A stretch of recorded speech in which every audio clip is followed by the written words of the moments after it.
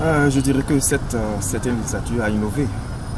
C'est la première fois qu'on a vu donc sur cette mandature que les députés donc, ont procédé quand même à la levée d'immunité de leurs collègues députés. On n'a jamais vécu. Également, c'est un record par rapport au vote. Les lois quand même qui ont suscité également des critiques. Cette 7e législature a fait honte au peuple béninois, a fait honte aux cadres. On ne dirait même pas qu'on a des gens de grande valeur à l'Assemblée nationale. Lorsque l'on est avec le chef, ça ne veut pas dire qu'on ne peut pas critiquer ce qu'on présente à vous. Des gens étaient avec des chefs ici, on a vu. Mais ils ont quand même pris de la hauteur pour dire ce que vous nous envoyez là, nous devons voter oui, mais nous pouvons corriger. Je remercie certains d'entre eux qui à chaque fois criaient, mais il y a d'autres, pour eux, c'est le chef qui a envoyé et il faut voter, c'est bon. Mais déjà, le terrain leur donne déjà la réponse, nous suivons de près. Si un chef de l'État n'a pas la majorité, je pense qu'il n'y aura pas quand même une harmonie entre le Parlement et l'exécutif. Vous imaginez des députés qui votent des lois, qui vont à la Sénat demander ce que ça signifie. C'est juste une illustration des députés qui s'engagent pour créer des partis politiques. Et dans les textes qu'ils ont votés, on a demandé attestation de résidence. Et ils mettent certificat de résidence comme pièce dans les dossiers. Mais ça dit beaucoup de choses. Il avait la quantité, mais pas la qualité. Donc la qualité n'y est pas. Et l'élément le plus frappant, c'est la loi sur la fonction publique, où il est dit que on peut vous renvoyer. Oui.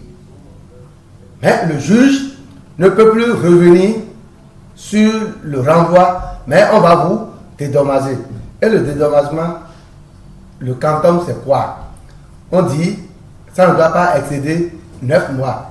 Mais c'est une aberration, ça. C'est une aberration en ce sens que l'agent qui travaille pendant 29 ans, par exemple, qui est frappé de telle manière, mais il est à quelques mois de la retraite.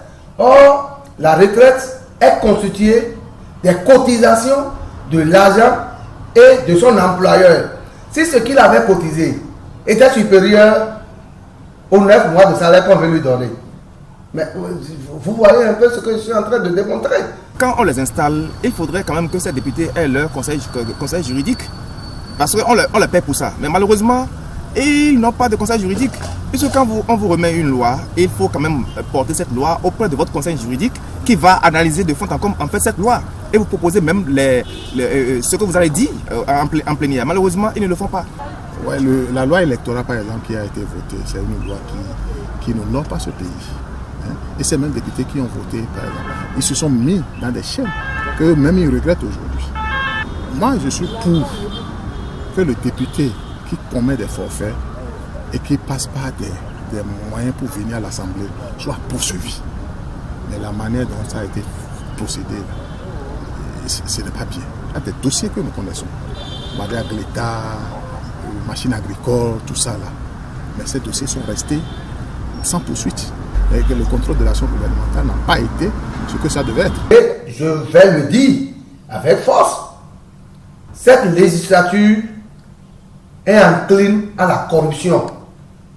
Roselyne Soglo l'a dit. Et personne n'a démenti. Et pour justifier, ils disent que le gouvernement leur a donné de l'argent pour aller expliquer le contenu des tests sur le terrain. Donc, vous êtes payé pour. C'est prévu que voici la démarche, la méthodologie à suivre pour voter les lois. Mais vous estimez que le gouvernement doit vous donner de l'argent pour que vous ayez expliqué ces lois-là à la population avant de venir les voter. C'est brumeux, c'est fumeux. Là, on va vous taxer de tous les noms d'oiseaux.